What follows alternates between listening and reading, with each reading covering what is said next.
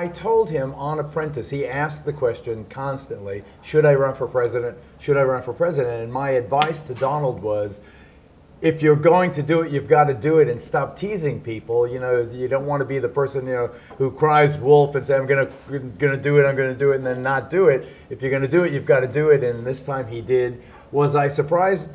No. After a while, it seemed that he really was building up a team and going out there to make the announcement. He certainly made a big splash on New York radio. I'm telling you, there has not been this kind of excitement in the city since, in a very different way, 9/11, I think, was never people so energized about, you know, negative or positive, about a man announcing a run for an office. I get back to the things like his feuds with Rosie O'Donnell and saying things, you know, that are personal attacks on his enemies and a reputation for exaggeration. Even at his campaign announcement, he said, there's thousands of people here. And one of the first stories that came out was there were not thousands of people there. There were hundreds. He has a tendency towards the superlative.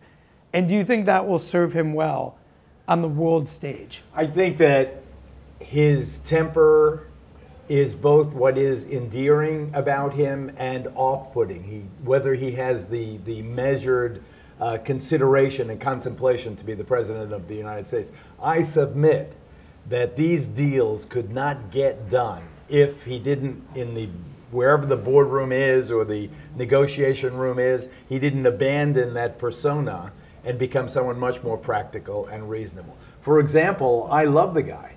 I mean, he's a hangout buddy, and yet I am totally offended by the way he characterized Mexican immigrants during his announcement.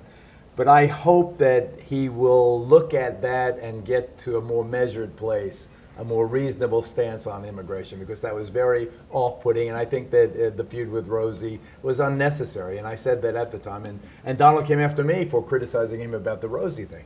But still, I really do believe that he is easy to underestimate. And that's one of the reasons I relate to him. I believe that I've been easy to underestimate also.